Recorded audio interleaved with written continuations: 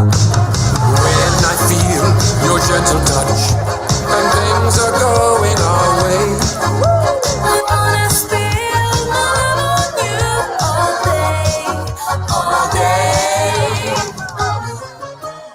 Yeah, ding dong, ding dong. My love for you is growing wide and long.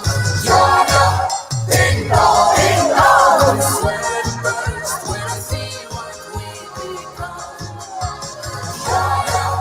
Ding dong, ding dong. Come, my baby, we can get love on. Ding dong, ding dong. When I see you, I feel like ding ding dong. Love expands when I'm with you, all over the Milky Way. Terrible comment. To you, Brady. Brady not reading the room at all. Terrible comment. Saying shitty music. That's the song of the summer, Ya Ya Ding Dong, from the Will Ferrell Fire Saga movie. That song is freaking great. So Ryan McKinnell's here. Adam Hill will check in when he feels like it. I got to start out. We're going to definitely have some food talk tonight. We have a horrifying story later. An anti-masker in an argument shot and killed by the cops. Oh, boy. Oh, boy. But I do have to mention this pop real quick. Let's see if I can get that on the screen. There it is. I don't know what Trader Joe's does with flavoring in food, but my God, I could live on this. These potato chips. Mixed bag of sea salt and vinegar, delicious dill, homemade ketchup, and smoking sweet barbecue flavored potato chips. It is just summer in your mouth. It's just a backyard. Yeah, it just is. Whatever that means, whatever summer in your mouth means, it's a burger and a hot dog and a roll and fries and condiments. Jesus, right, Clinton? My God, between that and those freaking Thanksgiving dinner chips that they have around, Thanksgiving. And then their specialty cookies. What are those cookies called, McKinnell? Are you a TJ's guy? First of all, yes. It's one of the first things I noticed about you, Steve. What's a cookie brand? I don't know. They've got like 100 different like Trader Joe branded cookies. Which ones are you talking about? What's the main? JoJo's. They're the JoJo's. Oh, okay. All right. They're signature because I like the animal cookies. They've got the Trader Joe's animal cookies that they serve in a barrel. I love those. And the best thing they have, which I know you've talked about before, the oven fries. No other oven fry compares to the oven fry, the frozen fry that Trader Joe's offers. None. And I think I've tried them literally all. I am a frozen fry expert, and Trader Joe's is in an entirely different pantheon. And you ask, what do they do different, Steve? They use real food. They use actual ingredients. They care about their employees.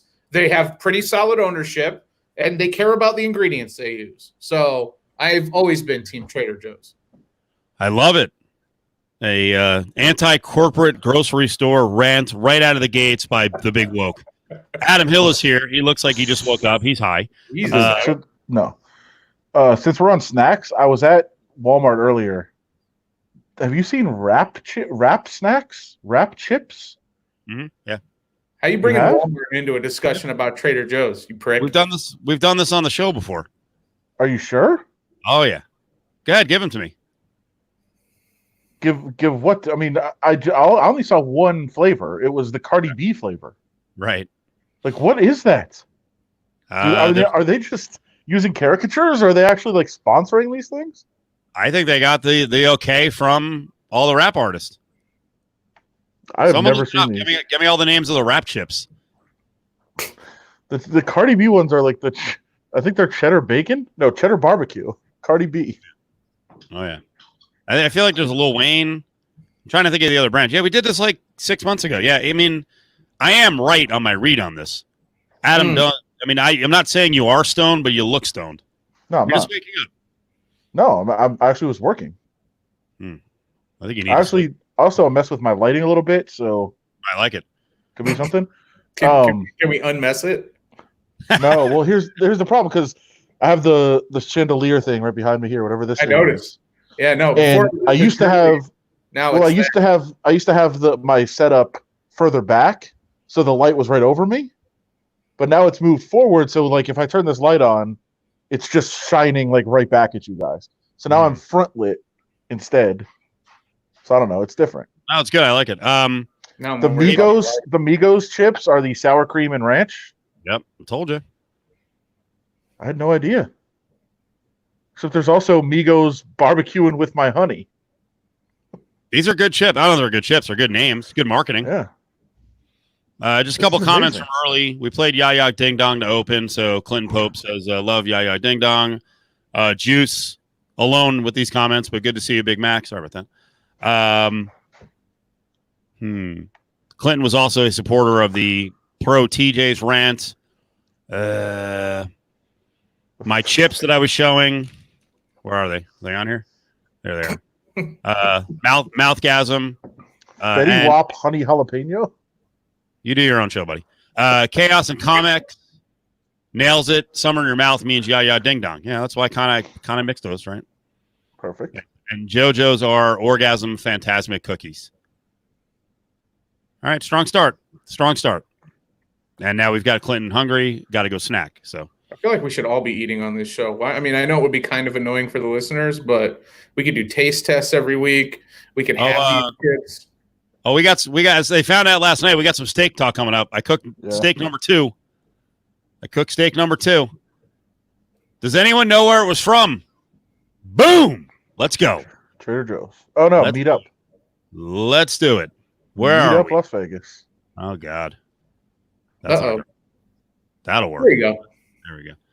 Oh, this was here. Hold on a second. Watch this. See you, Adam. Hold on. It's much more streamlined.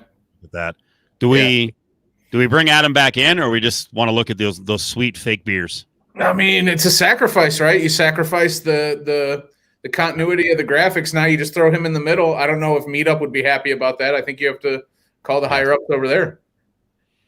I don't know that we really answered anyone. I will say the Lotus, if I can speak, the Lotus digital department with these graphics had nothing to do with them. Nothing. That's why they're not that good. But yeah. All right. Adam, do you want to keep going with your wild card topic and continue to mention your wrap chips? No, I just was thrown off by it. I had to go buy a charger earlier, and I was thrown off by the wrap chips, which I didn't know existed. Also, while I was there, we always talk about our different seltzers that we've discovered. Yeah. The Smirnoff one, so far, not too bad. Actually, it is not that everyone has to care about what the SO likes, but it's actually her number one seltzer. She's got a ranking system ahead of White Claw. She's not happy with Truly. So we were thinking of how we can turn Truly into other drinks. Yeah. Yeah. We were going to throw the lemon Truly, if there is a lemon Truly, or I think it's a lemon Truly. Lime. Yeah, it's a lime. Okay. We were thinking about throwing the lime Truly into that Seagram's sweet iced tea vodka. Okay. And that might be kind of licorice. Funny, any way to make Truly palatable is what you're saying? Yes. Is Truly bad? No, I actually like it. One of the ones that I tried before the great pandemic took over, I was really enjoying doing Sunday brunches downtown and then taking a few black cherry White Claws.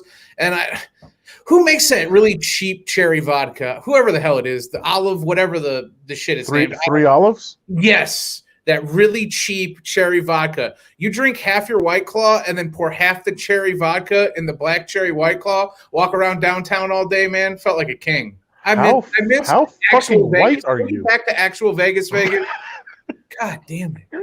You're the whitest person I've ever met. Yeah. I'm wearing camo shorts. Sit down, please. Backdrop. And I'm drinking White Claw and yes, I'm aware. I'm aware of what I am. I just called you white, and I'm drinking a raspberry rosé Smirnoff sparkling water, so I don't really have much room to talk. Yeah, we are the whitest show in America. That's really what it comes down to. Now let's talk about some social issues and black problems. No, I'm kidding. That was good, actually. That was really good.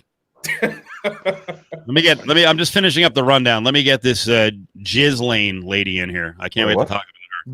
Ghislaine? That's a good segue. Ghislaine. All right, here's where we got to start. One, I'm going to admit I'm totally coming into this cold. I wanted to be surprised by the results. Do we have the final update of the football coach versus the guy that Trump hates for the Alabama Republican senators? Oh, yeah. So blowout. Tommy Tuberville rolled. Oh, what a shocker that they voted for the football coach. That is he rolled. He killed Sessions. He killed them. But I think so. Here's the thing. Like, I actually think that it could be interesting in the general because it feels like Doug Jones' time is limited as the rare Democrat to win a Senate spot in Alabama, just because he got to run against Roy Moore. So it feels like he doesn't have much of a chance. But Sessions won in the cities in Alabama. Right. So there's a chance that Doug Jones could pick out votes from the cities. And I'll have to check on how the votes unfolded. But it looked like Tuberville got like nothing in Tuscaloosa. So I feel like the Alabama fans are like, no fucking chance we're voting for an Auburn coach. And that there actually is a door open for Doug Jones to maybe pick off some of those votes by appealing to the Alabama fans. Am I wrong about the process there? Was that an open primary as far as this? You couldn't vote in this primary if you had voted in the Democratic primary. But could you vote in it if you had not voted in the Democratic primary, which would mean that Democrats could actually sabotage a Republican primary? How could you have open primaries? Well, most places do, actually. I did not know that. Not fully open. Only a couple places have a fully open primary, right. But open in the sense that you could go on election day and change your party and vote. So, right. I mean, you could do that, which does make it open to that sort of thing. But I think it's a lot of work to do to try to sabotage the other party in the general, even if you can do it. Right. Yeah, it was not looking good for Mr. Sessions. Can we just refer to Jeff Sessions whenever we bring him up? Can we use his actual name, Beauregard? I just feel like it gives more. What's his middle? It's Jeffrey Beauregard. Yes, exactly. It just has a lot more. It's more honest, like racism just intertwined in the name. No. Beauregard, not racist. Oh, we learned that with the UNLV situation. Okay, Beauregard was the original mascot of UNLV. No one claimed that. We claimed that a rebel didn't have to be racist. Everyone says Beauregard, the horse's ass looking wolf. Of course. Well, I mean, I don't want to go as far as saying a logo is racist, like the wolf. I don't know. He looks like a wolf that would only eat black people. Yeah. Do you think the racist wolf was named after the racist senator, or do you think the racist senator was named after the racist wolf? No, neither. Beauregard, I believe, was the first Confederate troop to fire a shot in the Civil War. Oh, correct. Yeah. So, but it's all intertwined into like a, I don't know, like a holy trinity of racism. Well, they're all naming things after the first soldier to shoot on the North, the first treasonous soldier. Like, knock it off. Celebrate history. Let's all pretend we're not racist. As he swigs his seltzer. What a great mic drop. Raspberry rosé. It's so delicious. These guys are bringing shame upon you guys. Gary's talking about drinking an Old English. That's fine. What is this? Jay Lawrence says drinking a stout called Black is Beautiful out of Sacramento. You know what? Actually, I've had it. These guys with the freaking beer budgets. Yeah, where'd you have it? In Sacramento. Okay, figures. So I have very into beer family in Northern California. And they're always like trying to take me to new breweries and stuff like that. So yeah, I'm trying to think. There's a really good brewery that's in Sacramento that is spread out. I think it might be. Man, I have to look it up. One of them that has gotten very popular regionally is from Sacramento, and they have like a tasting room and then like a little restaurant that goes with it. Is Tank 7 Sacramento? I'm trying to remember which one it was. Really good though. But yeah, there's that also. That one is also good. Gil the Thrill is saying the Black is Beautiful. He had it last night, but you can get it locally at Able Baker. Okay. Have you guys all been to Able Baker? McKinnell, you have, right? No. Nope. Really? Shocked. Where's that? Main Street. Oh, okay. Main Street. Now I see why you say no. I haven't stopped by there. sort of Naked City area. No one could get to it, or you could barely get to it because they had Main Street all effed up for it seemed like 5 years. Right. I think they also have my my favorite beer, which is Le Fin du Monde out of Montreal. Dude, this is ridiculous. Very good. Le Fin du Monde. I think I've seen you have that. Oh, it's so good. Very expensive, but it's very good. They also make one called Ephemere, which is also great. Yes, classic Miller Lite. Robert, Also- is it on sale right now? Because that is my choice. I forget what I have in the fridge. I have a lot of warm beer up here. I have to make a beer run while you guys just talk to each other in a little bit. You could have. You can handle that, right? You can carry 4 minutes. I've seen you guys do. I'm trying to figure out what I'm gonna drink. You guys are like, I'm like trying to like think about my cabinet. I was like, I guess I could do shots, but that could get out of hand quickly. I've got a cup of snacks from the in my port of call cup. By the way, someone asked me like a week ago about the cup and I never answered. So I apologize. I don't think you're on tonight, but yeah, it's a bar and mostly a burger place in New Orleans. What snack? Chex Mix. Okay. So it holds forever. The cats like it, so we share from the same cup. What? Don't tell me that Adam or Ryan last week didn't smash his face into that fucking monstrosity of cream and bananas and apples that Paulie got. Your dog was just that was glory. Dude, where'd you even come up with the idea to give the dog just a giant faux cake of delicious fruits? And God, he went crazy. I love that. Well, it was his 11th birthday, and we realized, he had never had cake before. So we did a all organic, vanilla icing. Obviously, can't do chocolate. And then we wanted to put stuff that we knew he'd like, bananas and apples and all that good stuff. And he hasn't been feeling well, so it was kind of a nice tip of the cap, a nice ode to our Paulie boy. And you know what? You're not wrong. Yeah, I sat on the kitchen floor with him, and we decided rather than give him a piece, we just let him eat the whole cake. If he was going to have cake for the first time. Listen, guys, if you were going to eat cake for the first time and you had lived 11 years, wouldn't you just want someone to put it in front of you and say, go fucking crazy, kid? So that's what we did. We just let him eat the entire cake. And yeah, there were points in there where I was eating handfuls of cake. So, Steve, you know me well. I know it. We got you. We actually have pictures of it, too, and video. So it's true. It happened. I'm a pig. Now here, this will play right to what are you drinking? What kind of rosé? Raspberry. This will play right to Adam's image as a giant softie. For your dog's birthday, Adam, what do you get him? Would you ever get him a giant stacked cake of bananas and apples? No, because here's the thing. Every day is these brats' birthday. It's completely ridiculous. As I said, I went to Walmart to get I really wanted a charger. I got a charger, I got raspberry rosé seltzer, and like a ton of treats and snacks for the dogs. I never buy anything for me. So yeah, every day is their birthday. They get a big stocking at Christmas. They like to dig through that. I would not buy a cake. We do get puppuccinos quite often from Starbucks. We made a cake, Adam. We didn't buy a cake. We had to make sure the ingredients were up to par for our beloved prince. And since when did they eat apples? I've never seen a dog eat an apple before. Oh, we did a great job. Like, Paulie never really had human food up until, I don't know, like year 5 or 6.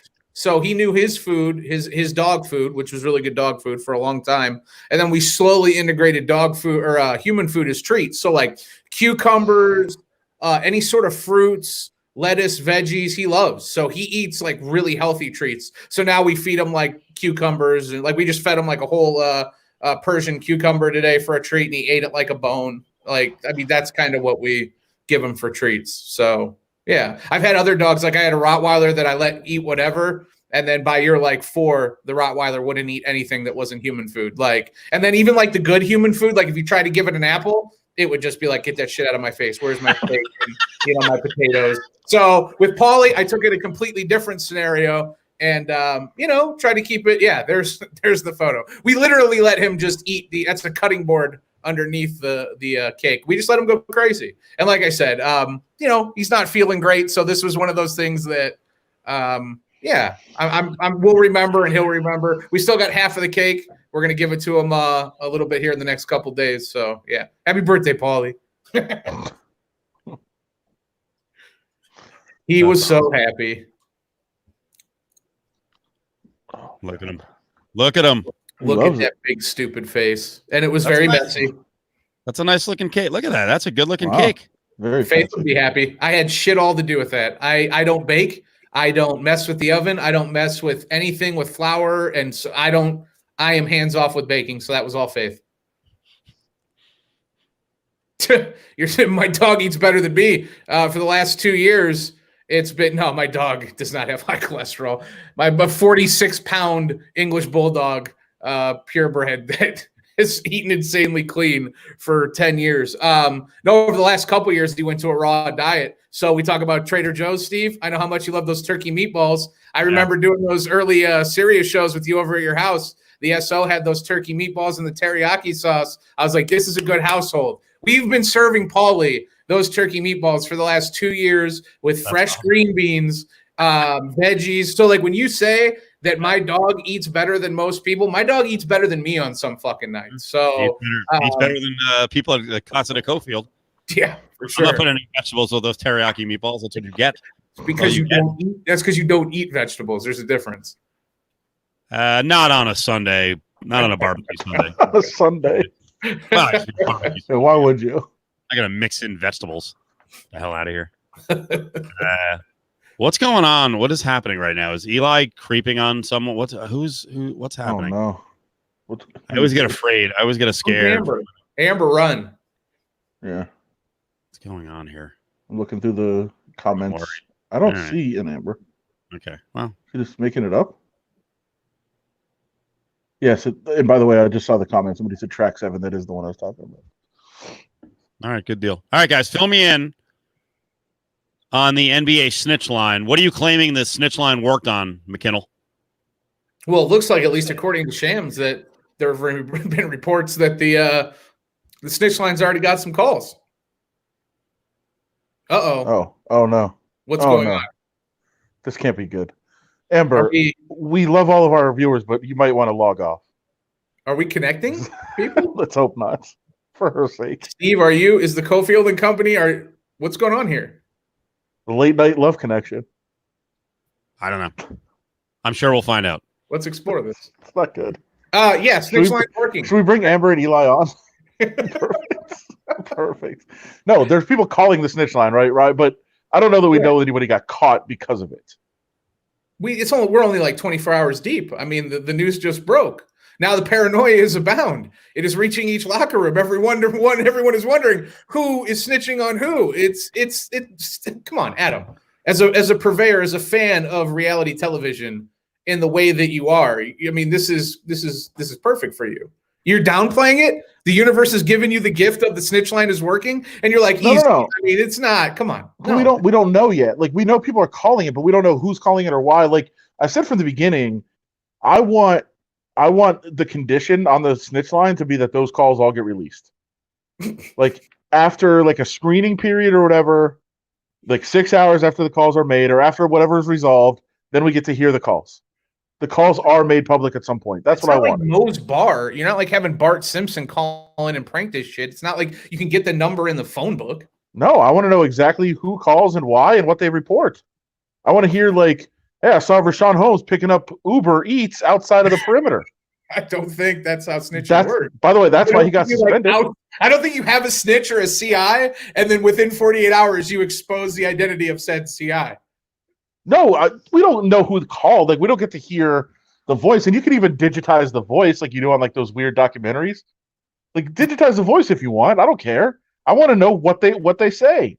I want to know what they report, what they say happened, and then we get to hear the resolution of what they decide. I want all of this public. Okay. You don't want to know what they said when they called. Like, we know now that the snitch line has been called a couple times. You don't want to know exactly what was reported? I would like to know where the indiscretions lie. Are we talking, if you said Uber Eats, or are we talking like limousines full of cash and ladies from, the West Coast? Well, no, you saw Rashawn Holmes did get busted for the Uber Eats thing.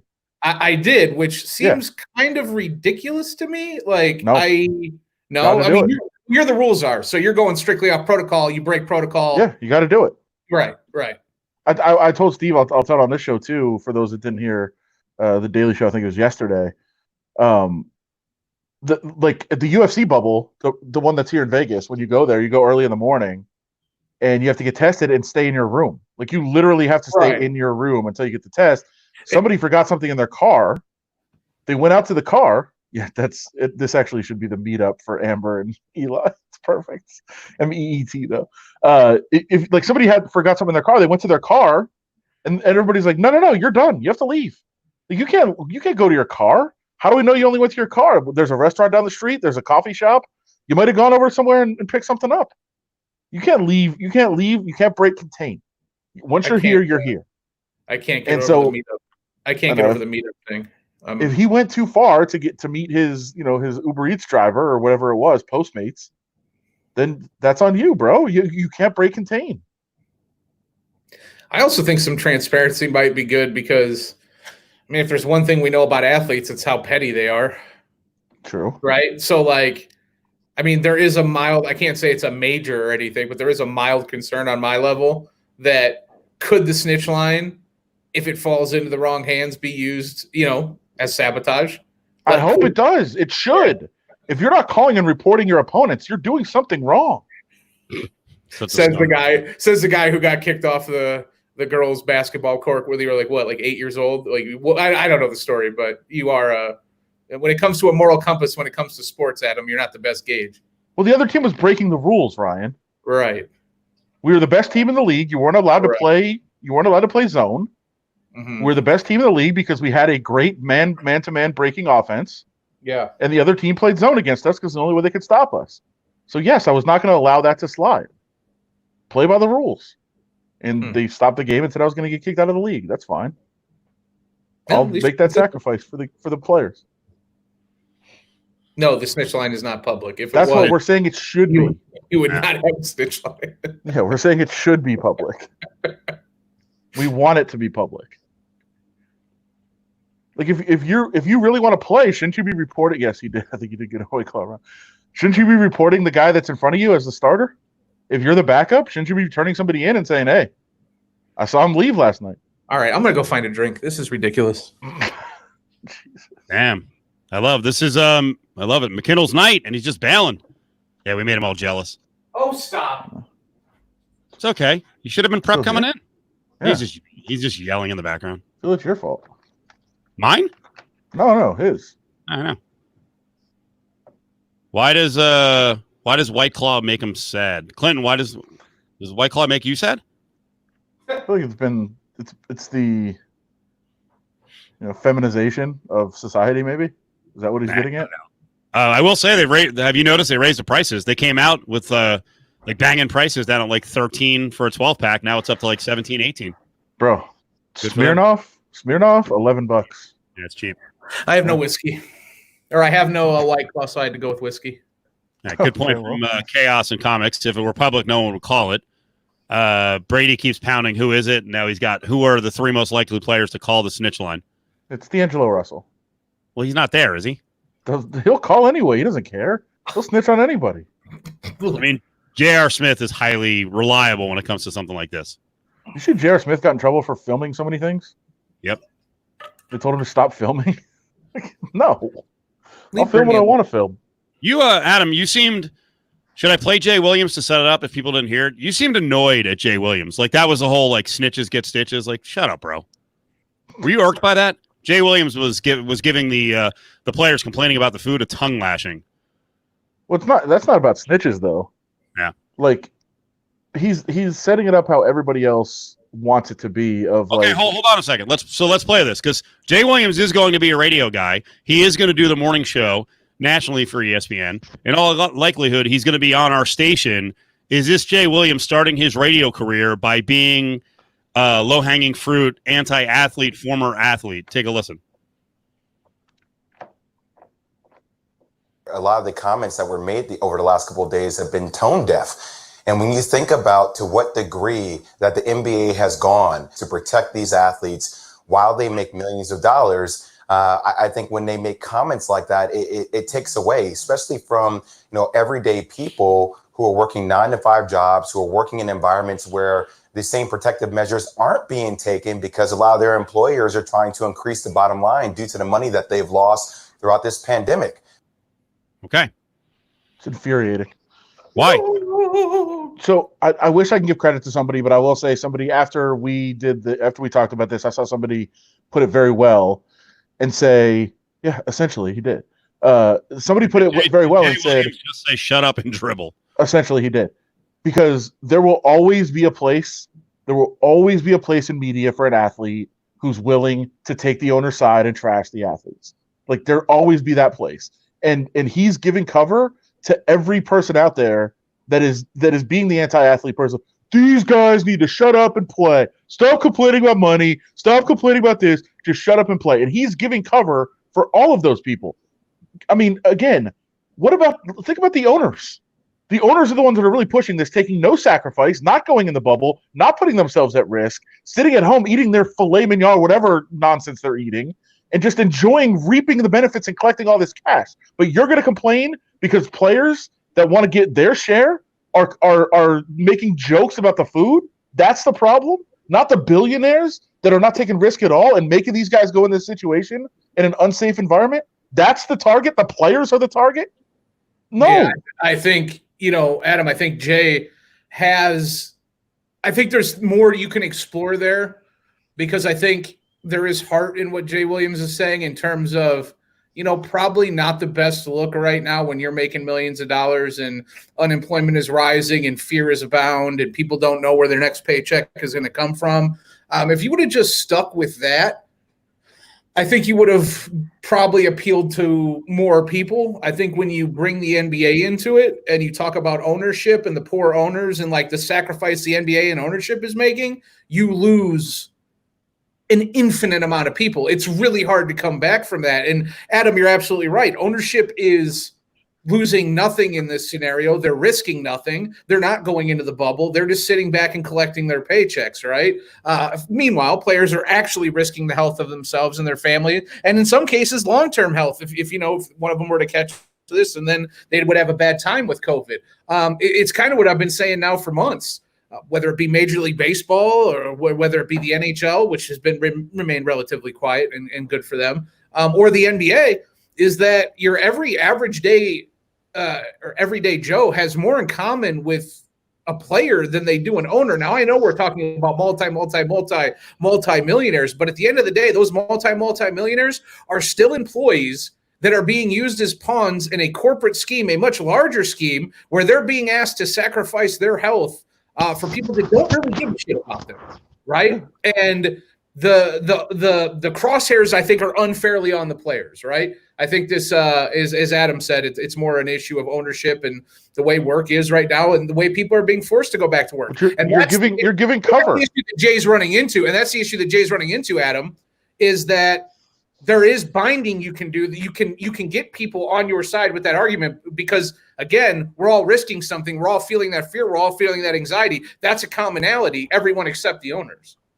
Yeah, if Jay Williams wants to say, hey, listen, like the players are put in a bad position. The players have to sacrifice a lot while the owners don't. But you're not helping yourself in the public eye by doing this. You're giving ignorant morons out there an easy target to look at and say, look at these guys complaining about their food and they're making millions. You can say that. That's fine. But when you say like when you start to actually pin it on them and say like they're in the wrong, you're giving so much cover to these people. Like if you really break it down, like what do you think these jackass owners who never actually worked a day of their life and mostly got it handed to them by their grandparents and great-grandparents and just handed them something, what do you think they would say about the food that's in there? That's right. Like, as you're saying, don't brand all the owners. Don't brand all the owners. And as ASU listeners are saying, not fair to James Dolan or Jeannie Buss or who else. Exactly. There are plenty who have worked their way up. Well, shout out to you. Right, and food doesn't look that bad. You're right. But also, they're not like threatening to leave. They're making jokes about it and goofing around about it. Right. Like, why are we getting mad about that? Who cares? They're joking about the food that they're getting. They're still there. They're still putting themselves at risk. But as Ryan said, and you just repeated it, there's an image of athletes, especially when juxtaposed against what's going on around the country. You have to be smarter as a player. I don't need to hear, as I said the other day on the air, I don't need to hear the story of PJ Tucker following up the report that he brought 60 pairs of shoes with oh, he found a way to get his 85-inch TV in there. Like dumbasses. That's not the way to build a fan base. Now, I mean, maybe you'll build a certain fan base. Adam, when we talked about this, I think it was yesterday, right? Yeah, it's the beginning of the week. When we started talking about this, you started going round and round, and I'm like, I'm out. Like, this is, like, it was, we were getting, like, so convoluted. Adam was actually trying to make the case that players sending out pictures complaining about their food, that was more relatable to the fans. It should be. Then what? Like a private jet picture from James Dolan or some shit? Exactly. Exactly. That's what I'm talking about. It should be. By the way, sneaking in a big screen TV, don't you even try to tell me that Ryan McKinnell wouldn't do the same shit. Like, that's what Ryan would do. Yeah, of course he would. And by the way, what you would do. It's not from the standpoint of.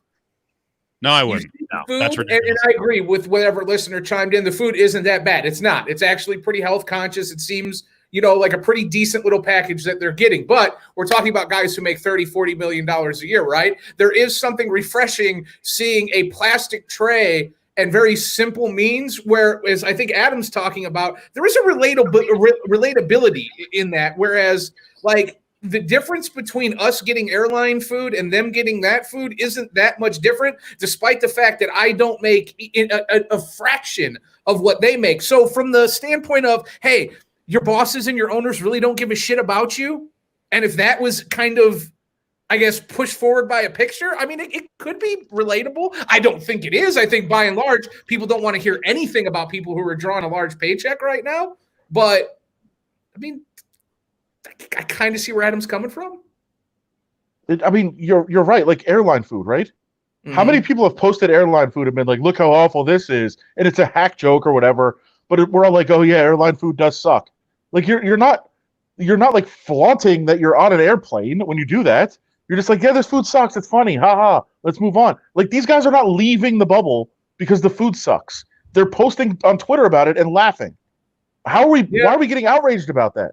Yeah, there really hasn't been one player that was like, yo, man, we make this, you know what I mean? We bring this, and this to the league, this, and this to the community, and this is how you treat us? It's exactly as you said, Adam. It's you bring me one more ribeye instead of a filet, and I'm out. Like, nobody's doing that. It's not happening. Right. Yeah. How dare you give me wheat bread? I asked for multi-grain. Right. Dave's Killer Bread. That's all I eat. I have a gluten allergy. Yeah, no, it's okay. And I agree with these guys. They're getting it. Yes, of course they can subscribe to Meetup. Not Vegas, but there's a national website. But yes, locally, go to meetupvegas.com. And LeBron, if you're watching tonight, incognito, you got to use the code Cofield, COFIELD. You get money off. Look at Brady. This is like a new age producing. Our nighttime producing is so much different. I'm not saying it's better.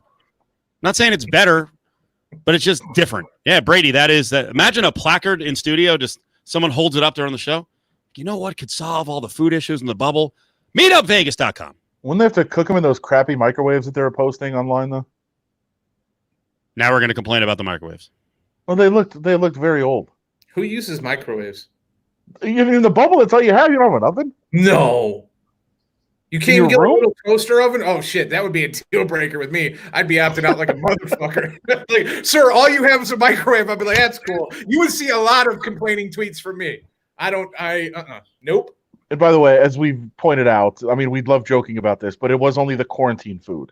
Like, once the quarantine's over, then they get real food.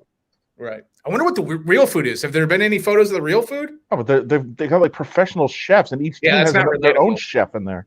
Yeah, that's not relatable. But it's also needed for nutrition over a 3-month period where you're trying to play games at a high level. Cheers.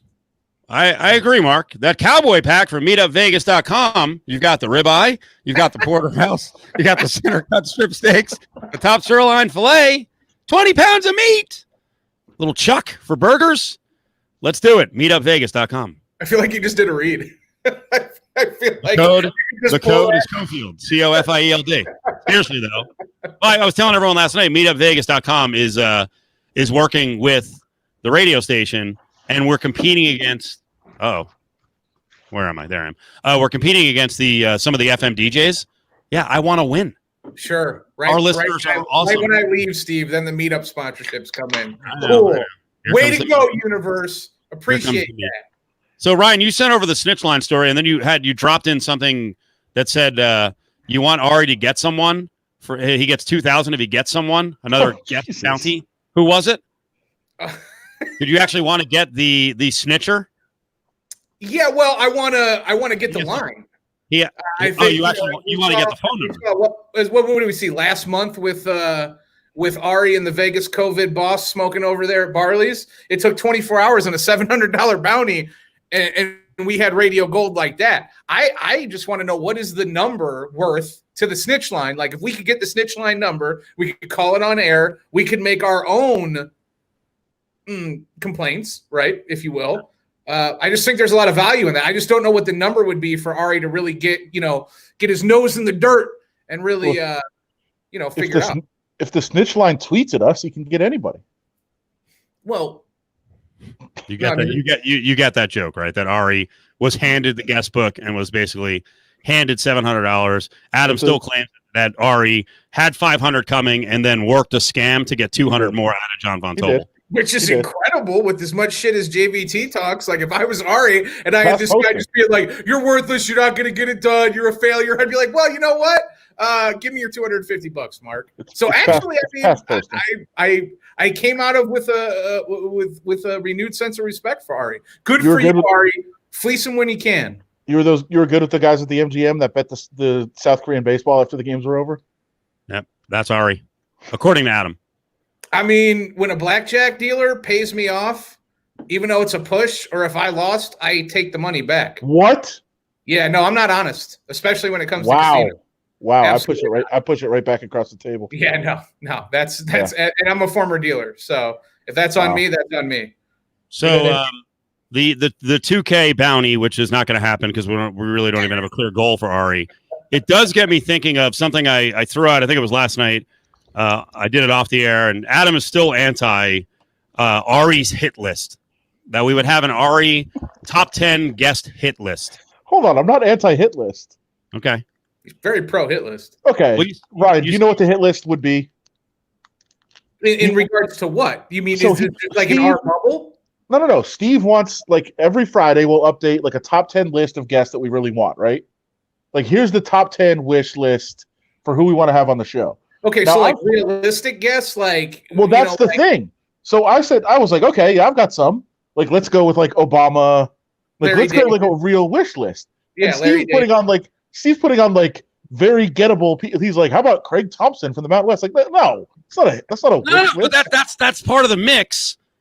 That's part of the mix. He has to have gettable people at the bottom of the top 10, and then harder people, long range people at number 1, 2, 3, 4, 5. I think that's only fair. I think you should have a tier system where you put each guest in a tier system. So you have $5,000 guests like Barack Obama. We're not paying. That's it for the money. All right, the money is Lotus Broadcasting. Well, then you're not getting any guests. There's not like tiered system here. You're SOL. No, the debate is, if we're going to do a top 10. Then do we need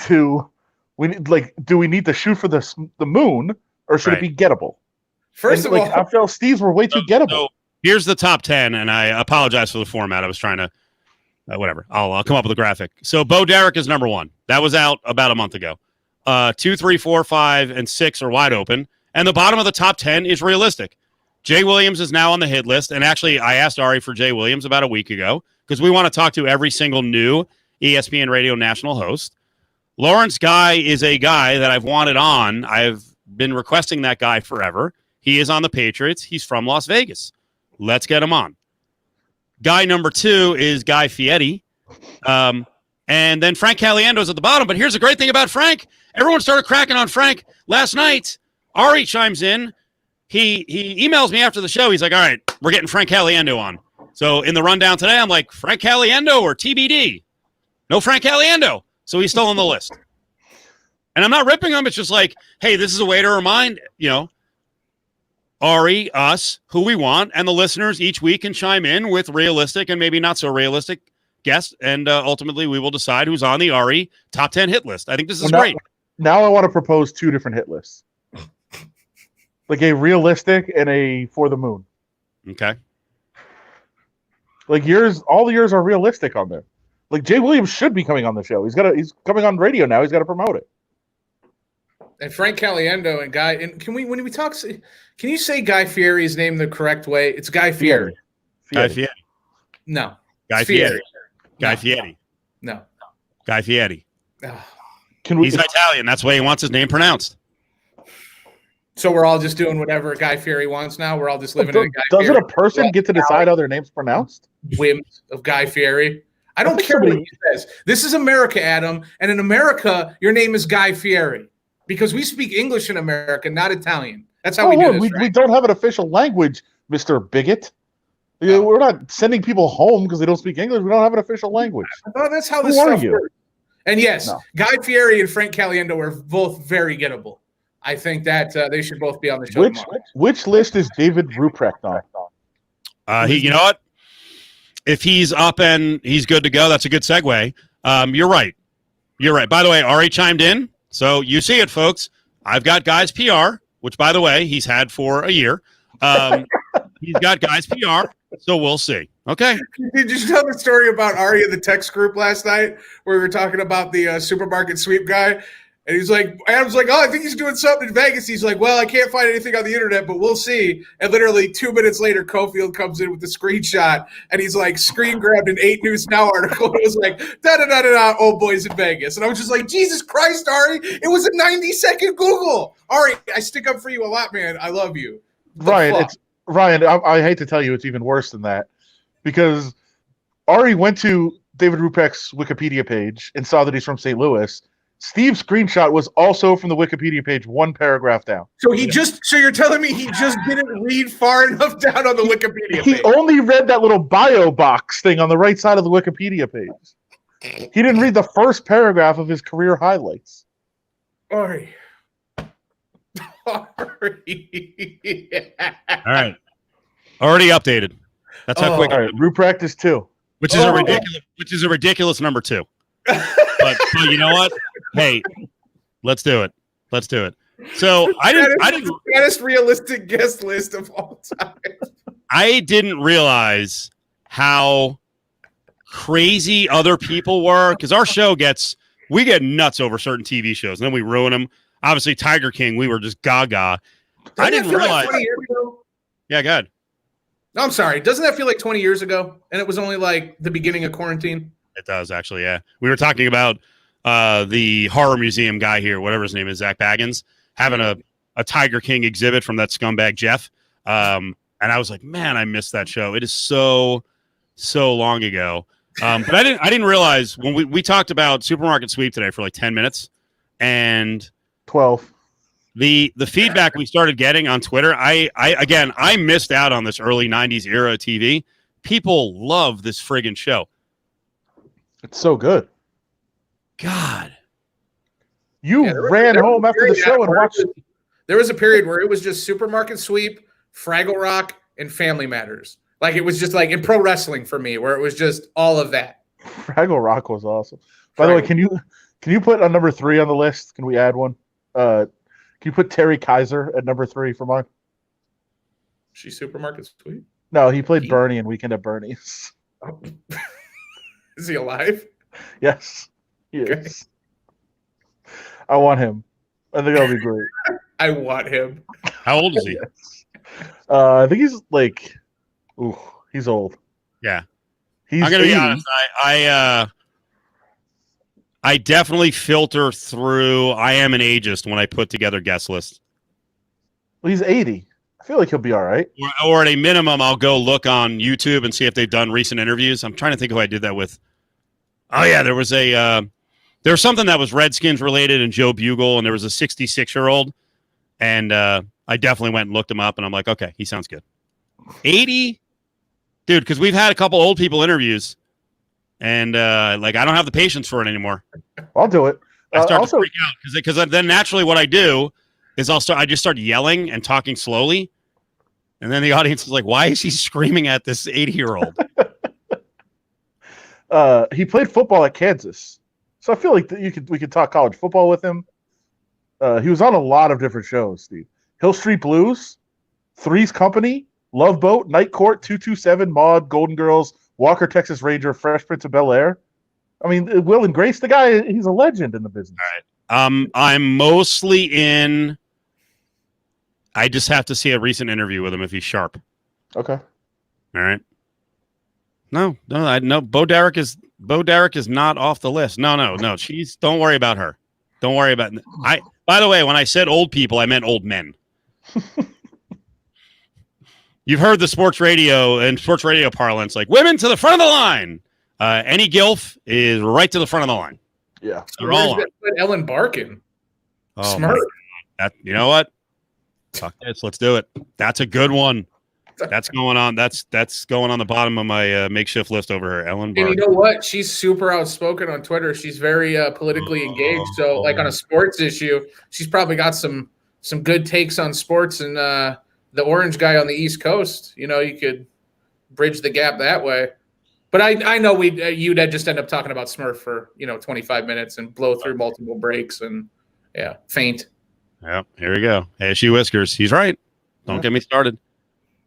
There was a switch. There had to have been a switch for you, right? Because like I've noticed switches with me over like every 4 or 5 year increment where I'm like, oh, that's interesting. That maybe wasn't interesting before. You couldn't have always been into grandmas. Like it had to happen when you like hit past 40 and then like you probably started appreciating older ladies, right? Like this wasn't. You weren't like a 15-year-old where you were like into grandmas because that would be fucking weird. Okay. No, I'd say like mid 40s. Okay, that makes sense. Started to appreciate the beauty of the older lady. So I got that to look forward to. Well, I think you've already claimed one that you're very into gingers, and based on, does your wife watch this ever? Yeah, it's okay. We've already passed that threshold many years ago. Based on the good times that you had at Crazy Horse, yeah, you are definitely you're into the salt and pepper feel. Yeah, no. You had a lady that you were, man. That was good for you. Yeah, well, it was post-election, Steve. That was my thing. Like we talk about benchmarks and like little notches in the belt where like your personality or your views or your tastes may have changed after 2016. And I found out that like black women didn't vote for Trump at like a 98% clip. I became obsessed with black women and their confidence and their intelligence. So that was it. That's what it took. Yeah. So yeah, that poor girl, Stormy. That was literally her name, not a Stormy Daniels joke. Literally, Stormy at Crazy Horse. Hi, Stormy. She suffered the brunt of that obsession. I feel like I'm getting on the other side of it, though. Cheers, Stormy. There's lots of old lady talk. I could do this all night long, but we'll move on. There's a Marissa Tomei mention. I agree. Oh, she's not old. That's where I was going. Older than me. She's not old. No. Oh, I think this infatuation can start, especially for our audience, can start in the 50s. But let's just talk about Marissa Tomei because I feel like we can all appreciate that for a good hour. I am right? She's older. Because here's the thing too: the true sign of a GILF or like an older MILF is if you type in the name in a search and the first search term that comes up is age. Yeah, because that means lots of people are thinking the same. Not women, but other guys. She's 55. I mean, Madon, come on. How's that? What's going on here? Can we pull up? I got it. You know what? I got it. I'm not. Comments out. I can't do this. Okay. I'm getting too fired up. No, I just saw one on Twitter too. Our old pal Bill, who I think is watching, said that Bill loves this topic. But somebody to add to the list, he said, is Lisa Ann. First of all, I think he means gettable guests. I'm like, she's been on like 20 times with us. Not a regular. Yeah. Oh no. Wait. Did Sean? We're 40 minutes into this thing. 50 minutes in. Did Sean check in? He's been watching Supermarket Sweep the whole time. Oh, it's so good, isn't it? Yeah. All right. Let's one thing because we're going to do a lot of Supermarket Sweep. Trust me on this. The Vast Sound Crew is going to be. I'm talking about it on the Daily Show. The Vast Sound Crew is going to be pulling a lot of awkward Supermarket Sweep audio moments. One other thing we did not mention today. We didn't want to ruin the whole this homage to Supermarket Sweep. There are behind the scenes details that I don't know. Will they creep you out and ruin it? There are some things that came out after the show, and you're like, well, okay, I get it. What, like the food was disgusting because it was there for the whole season? That and it sounds like they actually, I mean, it's along the same lines. They went the Tiger King route, and they used a lot of expired food. They That's what got I'm saying, expired food. Yeah. So they had people. I wonder if people are picking up as Johnny Gilbert was like, the Farmer John's ham as they're picking it up. It's like all slimy and like, this smells like shit. Yeah, they said they would film like 6 or 7 months at a time, and they would have the same food the whole time. Were those cooler units? Were they actually working, or like was the meat cool? No refrigeration. Yeah, no refrigeration. You ever go to? Do you guys shop at some of the? Because I've had this. I've gone on this rant before. There's different levels of grocery stores around town, and unfortunately, the older the area, the more smelly the meat section gets because they can't wash it out. Right. Like there's a smelly Smith's that I go to. They can't wash it out. I go to the wealthier Smith's. It's like it's freaking bouquets in there, but they can't wash out that raw kind of, will be nice rustic meat smell. I wonder if Supermarket Sweep, if the studio just smelled like ass. No, I watched an interview. I watched an interview with Ruprecht earlier, the beloved host of Supermarket Sweep, and he was saying, "Yes, I did." I heard he's doing. I'm sorry. We just got a comment, and I immediately went to this. We have to get David Ruprecht on. Yeah. This is an American Pie theme, but did you hear who's banging the Farmer John's ham? If they had David Ruprecht, if they got him just fucking hams in the back. No, I think actually I love this rancid smell. What the commenter might be referring to, it's not Ruprecht. Come on, little hammy ham. It's your boy Johnny that's super into the Farmer John's hams. I think that might be what he's referring to. I think Johnny. He's grabbing the Farmer John's. Yeah. Like, settle down, Johnny. I think Johnny Gilbert had a side deal with Farmer John's. They didn't keep the food. They didn't keep the food because they were cheap. They kept the food because the host formed an emotional attachment to all the various ham. I think he's referring more to the announcer than the host, though. Yeah, Johnny Gilbert's just unbelievable. And do we know? Do we have confirmation? Did he lay down the play-by-play afterwards, or he did it live? He had to. There was too much chaos. There's too much chaos.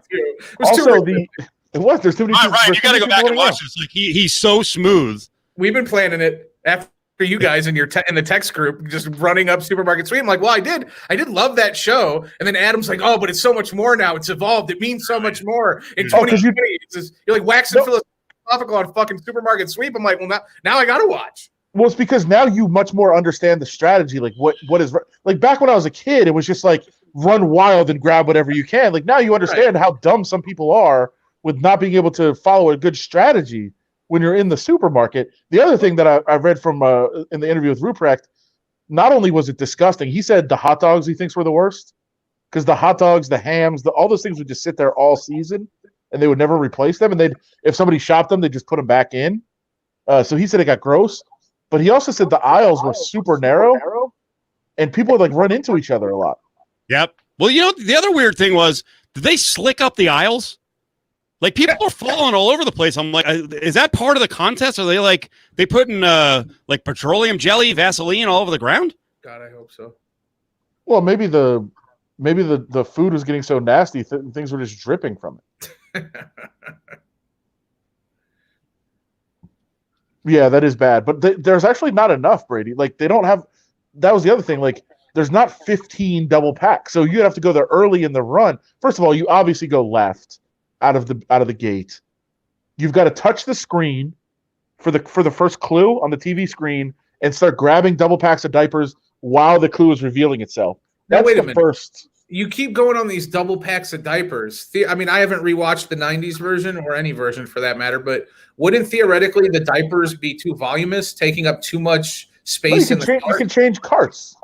Oh, okay. Yeah, you just have to take the cart back to the front and give it to your partner and then get a new cart. Oh, I forgot that part. Okay. But yeah, the diapers are super expensive. Like you got to get those. Right. I just thought. But here's the thing, Ryan. When you watch the first one, and goddamn, I remember way too much about each one of these 5 episodes I watched. When you watch the first one, Johnny Gilbert actually questions the strategy of the Pampers. He's like, that's going to take up a lot of room in the cart. And I'm like, okay, well, I guess that you can only use one cart. And then by episode 4 or 5, they're like bringing a cart back, taking another one out. I'm like, we're just changing the rules on the fly here. What is going on? Well, I think Adam and I, we all talked about this probably about a year ago when I was going back and watching the first season of The Sopranos, and I was kind of commenting on how stark a difference it was from the seasons that followed. And that is due to changes and figuring out what works and the formula. Maybe that's what happened with Supermarket Sweep, only albeit a couple weeks into filming, they realized, hey, we've got some gaps in the rules here. We need to spice this up. We got to make it more entertaining to the viewer, hence you get the multiple carts. No, I think you could always get multiple carts. I think what he's saying is you're going to fill up your cart right away and have to run back to the front to change it. That's going to take time. That's what he means. The announcer, and he doesn't know what the hell he's talking about. No, he does. He's right. What he's saying is it's going to fill up a lot of room. Then you're going to have to run back and change carts. Like it's going to cost you time to fill up your cart right away. Right, but if it's filled with diapers, then it was the right move. So. Bill's saying, why did the lady grab the 5-gallon jugs of Mazola oil? They're $17. Yeah, oil's expensive. That's a good purchase. But then the one lady had like a 200-pound cart. She couldn't push it to the front. Now I'm annoyed. I thought I could pull this up quickly. We know it's on Netflix. Am I not going through Netflix when I'm watching it? Am I going through Amazon? I think I am. Hold on. I got to keep doing the search. Yeah. There's a lot of strategies there. Oh, wait, because I mentioned the story on the air today and someone brought it up. Come on, Robert, cut it out. It was a terrible show then. You're right. It's much better now. No, someone mentioned earlier or wanted to get a video of, I mentioned in episode 5 in at least season 1, the way it's listed on I think it's Amazon. The host almost falls down. He trips and he recovers and then does this impromptu run up the stairs into the crowd, McKinnell. Then he pulls a Rich Dawson. He goes Dick Dawson. He leans over and kisses someone. I watched it for the second time today. I'm like, what is he doing? Or do you think the producer was like, ooh, that's good. We got to add that. But he almost fell down. He recovered, ran into the crowd, and he leans over. And then the SO's like, no, he had to know someone in the crowd. I'm like, he didn't know that lady. He just fucking kissed her. That's what you do. But I don't understand why. I don't understand why he sprints out of the set in the first place. I don't know. It's so weird, and he's gassed. And you know what I noticed? Netflix. I'm looking at my screen on it right here. Netflix is showing a different season, and he's got a shirt and tie. He doesn't do shirt and tie at all early on. He's often layered. He's layered with a Cosby sweater, which is way too fucking hot to be run. I'm sure at one point he's like, "Where's my agent?" Come on, I'm not wearing a goddamn sweater. I got to run out here in a sweater? Can you smell the meat? I'm not doing this. I also read that sweater. I also read that one of their biggest fears was that the questions would be too hard. So they really dumbed down the questions because they didn't want to make, because they realized their contestants were just a bunch of idiots and they didn't want to make them all look dumb. And the show would just be bad if nobody ever got one right. I'm going to say I'm still having trouble with the word jumbles. I was never good at them. I'm not getting them. Oh man, I need to go back and watch this. Yep. They had Adam. They had Tidy Cat up scrambled. We like cats. We couldn't get it. I looked at the SO. I'm like, what the fuck's wrong with you? But in the end, I really hurt inside because I'm like, I'm not getting the word jumbles. How are these idiots getting the word jumbles? Wait, was it 2 words? Yes. It's one word. How do you not get that? I start looking and I get like I get freaked out. Daddy tack, daddy act, daddy tack. No, it's all products. So it's for me it's like Bruce Smith on the feud. That's me on this supermarket sweep. Yeah. What can just you do? yelling out penis. I feel like I used up all my good material tonight. I bet you I have none tomorrow. Yeah. And by the way, yes, I just saw a tweet, so I'll bring it up here too. I talked about it earlier. If you don't get the $250 bonus, you're an idiot, first of all. God. And I hadn't thought of it. You will never win. Adam, I saw a couple do it. They had the most time.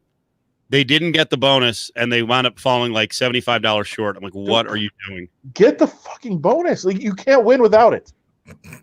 You can't. I can't wait till they bring Supermarket Sweep back and we have the nation's leading Supermarket Sweep podcast in America, and it's just us doing this every week. They already recorded the new season, I think. Incredible. The Leslie Jones season. So that's a done deal. We are the official podcast of Supermarket Sweep then. That's why it's getting so popular now, because they're bringing it back and they're showing all the old episodes to get people ready. But yeah, I think they filmed it in the spring. I think they taped it in the spring right before everything shut down, hopefully. Incredible. I think Leslie Jones will be better than Ruprecht as a host.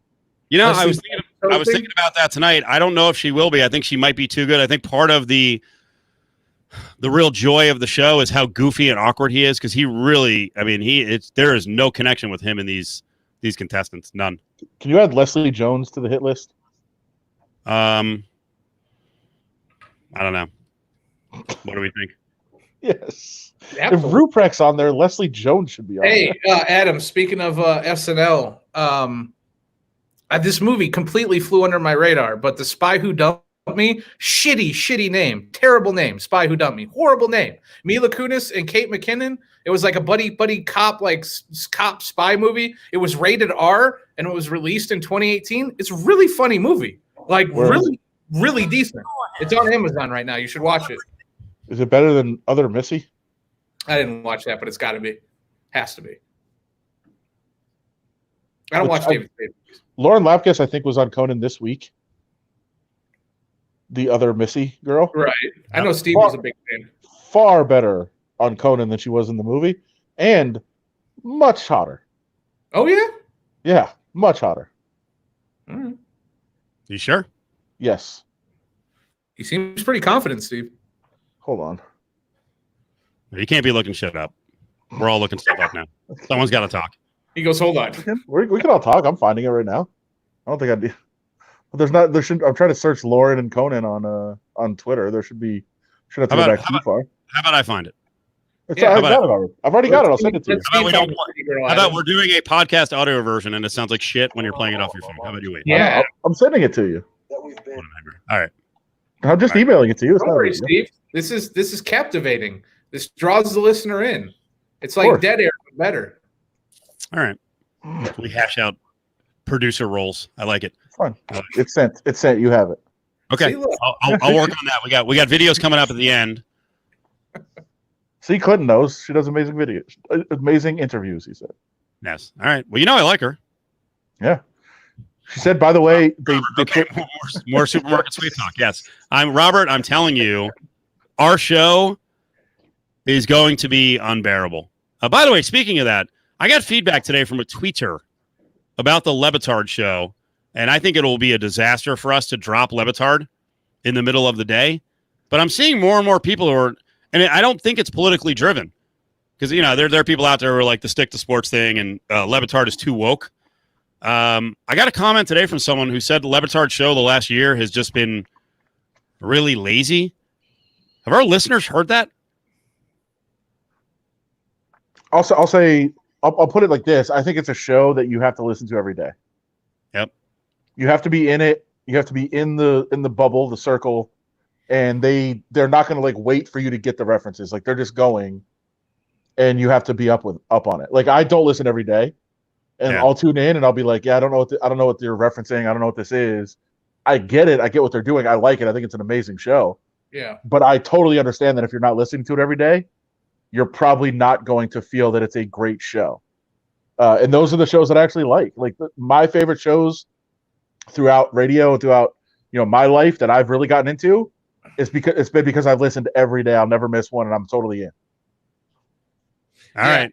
Yeah. Good, Ryan. I want to hear Ryan's take on this, and then I gotta tee up Ryan for another really good radio take. It shocked me.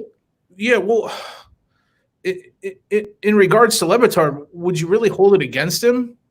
Or would you be that surprised if over the last year he has lost some of that passion? I mean, he's been beaten down by ESPN pretty heavily. They're going to be taking an hour from him. He was muzzled at different points. The value. I mean, he still has a very large paycheck, and he's got a very nice life, and his spot in this industry and his profession is pretty secure. But I mean, I wouldn't be surprised. I don't listen daily, so I wouldn't be able to comment like as Adam said. I can't. I wouldn't know, but I also wouldn't be surprised if that was the case, because he's got to be in a weird spot between trying to do the show he really wants to do, and then the pressures he's been feeling from Disney. Yeah, I don't buy it. I think you keep doing the show. Yeah. And well, here's the thing. This is a Dave Algonquin, if I can say it, texted in today. And he said of Le Batard, they've been awful for the past year. He was complaining today because they let on Masvidal and said he was spouting his garbage. He was complaining. This is a weird one. He says, I listened daily for roughly 6 years and stopped last year when it became apparent only Mike watches sports, but then he got overworked and became insufferable. Now they're barely trying. It's sad. It's pretty strong. Yeah, that's really strong. That's a very formed opinion. Right? Yeah. I will say the times I do tune in, I don't think that they're not trying. Yeah. Okay. I think it's way inside. You got to keep in mind, they have a very interactive show with a ton of people all in the same area. They were doing the show split up. Like we came back. I'm not comparing our show or the quality to Levitard, but we came back like about as fast as anyone in the country. Like we were back, probably after 4 weeks, maybe 5 back in studio. And when you've got a big crew there, it's not as easy to do a show all split up as it is, your normal working conditions. I guess you could say if you're a great show, you should be able to do it anyway, but I don't know. Yeah, I think that definitely that has an impact for sure. An ensemble type show like that, where you kind of need to play off each other. You're kind of going after each other. You're attacking each other. It's hard when you have to be somewhere else and like wait for somebody else to talk because you can't communicate the same way that you could in a studio. It's far different. How about this one? Because Brian says, yeah, they have a lot of inside jokes. Is their show more a podcast now than it is terrestrial? You know what I mean by that? Sure. Podcasts, I think, are, hey, you're part of the club. You have to be in with the inside joke. We've actually had management. I've had management tell me that they don't get the show. Might be newer management, but they don't get Cofield and Company because everything seems like you have to know us. You have to be inside, which is, I think a lot of hosts would be like, well, fuck you. But like when you think about it, it is a valid complaint. If you have new listeners and they're like, hey, how many times is this asshole lead host going to say SO? I don't know what the fuck that means. That could be a valid thing. So is Levitard just more because their podcast? I saw Mike Ryan bragging about the numbers they're doing. Their podcasts it's a force. So they're doing something right. So is that what it is? It's just, hey, this is our niche. These are our P1s. The numbers for those are gigantic, but maybe, people who tune in and out who don't get the daily update on the bits, they're just on the outside looking in. Listen, I think everyone's a beginning fan at some point. No one was with you 13 years ago. I mean, maybe a couple of them, right? But by and large, someone came along in year 7, in year 2, in year 10. Right now in 2020, they moved from Duluth and they found themselves in Vegas and they found the voice of Vegas, right? This can be said for national, it can be said from local. I think what the key factor is when you turn on that station, does the person talking back at you, do you like what they have to say? Do you feel like that is something you can relate to? Do they feel relatable to you? Are they talking about things you care about? Are you worried about the one listener who doesn't know what SO means and they're like, "Oh, now I'm completely flummoxed and I'm out. I can't be a part of the show." No, I think you recognize that you're a new fan to this clearly ensemble, charismatic sort of cast, and you become a part of it. You feel privileged to learn about the inside jokes. You feel like you're on the inside of the quote unquote club. I don't know. I just know that like with other things that I've been a part of where I came along midway into the popularity or towards the end of the rising boom or at the beginning, whatever the case may be. I've been around watching things grow and I've been around at the end to watch things die. And I don't know. I think the commonality there is the pride that like, as you said, Steve, your P1s bring in. And the fact that you have P1s, that Cofield and Company has P1s, the fact that Levitard has P1s, successful people have fan bases for a reason, and I don't think it's quantifiable. And a lot of the time, I think people get in their own heads, even the listeners. I think that's the case of what we're talking about with Levitard. I think you want to hear Levitard being less passionate. I think you're listening for that. But I think by and large, the reality is that's a highly trained professional that loves what he does, and it might not be the exact same, but that dude is still one of the best in the business. You know what I mean? And Cofield, I mean, obviously I love doing your show. And the reason why I love doing your show and being a part of all this, I think it comes down to one word, and that's chemistry. A lot of people in this business are put together out of circumstance. They're required to work together. All of us kind of were lucky enough to have choices by and large, and I think that comes through on the radio, and I think that comes through in Levitard and all shows like that. I wouldn't be worried about SO and shit like that. Get on board or don't. By the way, I wasn't that worried. I was just bringing that up as an example. Right, that might right. be I think on that guy, because where Ryan is going is Ryan and I have discussions all the time about radio, and I like to overanalyze, overexamine things. But to get back on track, this might surprise you. I love that he's just chugging out of a bottle. Look at that face. I actually got a buzz. So here's what we got a choice of, right? So I want the chatters to chime in. And I'm gonna get to all your comments because you guys have a lot of good stuff on Levitard's Two Gots and Dan Patrick. In some form or fashion, I think we're going to have two of these three shows on. I think. I don't know. They don't tell me. Seriously. Between 11 and 3, we will have our choice of, I think, Levitard and Mike Greenberg and Kellerman. All 2 hours apiece, right? But we can't fit that in 4 hours. Who would you want on? And by the way, the other option will be the Golic Jr. show. So that actually all four are in the mix, but we've only got 4 hours for, I guess, what would be like 8 hours of radio. So who should we put on? This is one other thing I wanted to get to, Ryan, because that's really for the chatters. I was talking to you about Golic Sr. off the air. Yeah. You, to me, do not seem like you would be a Mike and Mike fan. Okay. Notre Dame. Is that part of it? Not as much as the fact that they were both on television and radio. Dude, So Adam, I'm telling you, McKinnell really liked Mike and Mike. Seriously. Notre Dame. Telling you. Yeah. No, All right, I keep do. me on that. No, but No, I'll tell you the reason, Steve, the reason I really liked it, it wasn't the radio show. It was the television show. So in high school and college, when I had really, really late nights that turned into very, very early mornings, which were often, especially in the summer, Mike and Mike was there on the TV. So that was the way for me to end my sports day with a fresh take. And I've never been like a huge fan of Greenberg, but I thought Golic brought an energy and a presence and a professionalism that I thought they played really well off each other. I thought they had a good dynamic. I thought they, at the time when they were doing their show, there weren't a lot of people, like it was either like full on stone cold dumbass, like, shock jock type of sports radio, or it was, highly analytical, just, I don't know, just boring numbers talk and just, X's and O's. And that wasn't something, or maybe just like a super interview heavy show.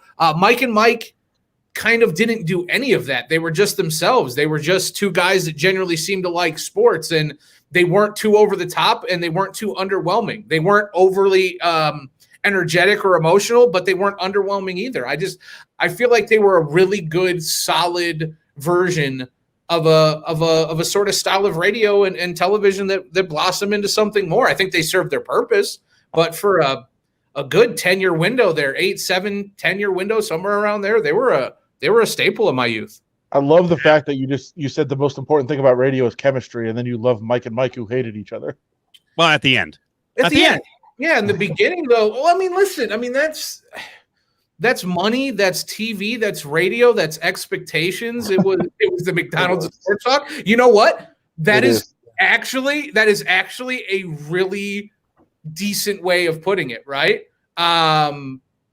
And that's kind of what I liked about it. Like, I didn't like extremes. I didn't like too much, and I didn't like too little. I certainly didn't like solo shows. So if you're talking about one guy yelling at me and I think this and yada, yada, no, that was never going to fly with me. So Mike and Mike were safe. You know what I mean? And yeah, the Domer, stuff played a little bit into it, but I just thought that they had fun. They talked about food shit. They talked about movies. They talked about stuff other than sports.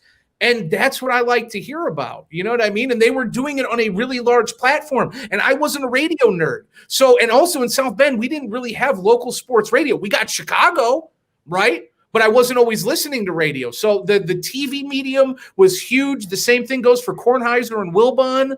Another reason why I kind of like Kellerman for that reason. If you were on TV, you had a much better chance of clicking with me because I wasn't, diving deep into radio. Yeah, Brady says Mike and Mike closest to friends drinking beer at a bar, talking sports. It was relatable. I feel like Adam, without doing it outwardly, is just eye rolling and eye rolling and eye rolling and eye rolling. Yeah. It's just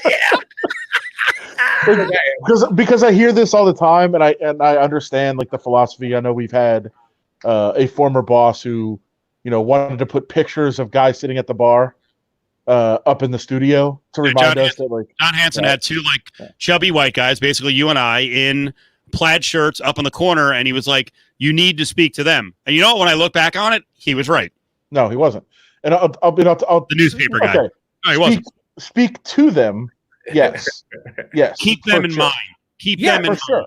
100%. But like I hear, because when I get annoyed, not annoyed, I guess that's probably not the right word, but it always just makes me kind of chuckle when I hear people like, what I want in a sports radio show is like that conversation you have at the bar. And every time I'm at a bar, I hear the dumbest fucking conversations I've ever heard in my life. So like that's not what you want. Like you don't want like no. That's not what you want. There are listeners who want the lower hanging fruit, basic sports conversation. That's how a lot of people speak. That's relatable. You looked at that sign of the two chubby guys up in the corner with the plaid shirts, and you're like, well, they're stupid. Yes. You two are stupid. I'm better than you. Enough stupid on that show, on this collective show to go around. No, and also not better than you. Opposite. Like I don't think I'm better than. I think I'm way below everyone ever. Like I don't think I'm better than anybody. So it's not better than, but it's more like I bet you. I would look at it and say, I bet you those two are talking about like, is it Barry Bonds or Hank Aaron? Like who's the home run king? Like who gives a fuck? I hate when you do stupid guy voice. By the way, Wes mentioned this is more of a product of the way radio has gone, and this is a complete failure. And this is why doing national is not all it's cut out to be. Wes says Mike and Mike did a lot of local appearances. Yeah. National shows don't do that anymore. You're right. Absolutely. National shows should be doing remotes all around the country. I mean, obviously that was part of what built Rome. Jim Rome, the tour stops were massive. Yeah, we definitely need to get back to that. But here's the thing. And again, I'm not going to go off on this. How the fuck would Mike Greenberg and Max Kellerman do local appearances? Are they going to double up and do their TV show? So now for Max, it's like, hey, we're going to do a local, my radio show on the road. We got to have the whole First Take crew. I guess they don't have to do that. Actually, they could do it because he can do it via satellite. They should be doing that once ad revenue opens up again. But they're also building studios everywhere, right? Like, so they're Bristol, New York, LA, Vegas. Yeah, they've got studios like everywhere now. For what though, Adam? To take a bunch of TV guys and force them to do radio and to stretch people even more than they already are, and then say, "Hey, here you go, guys. Talent A and talent B. Hope you fucking like each other. Make chemistry." It's he's right on that. You are in a pandemic. I understand that shit is haywire. You don't know what you're doing, but cutting essentially. I don't know. I always say cutting budgets, but essentially trying to, I guess. I don't know the word I'm looking for. Round out, maximize your talent in this sort of way.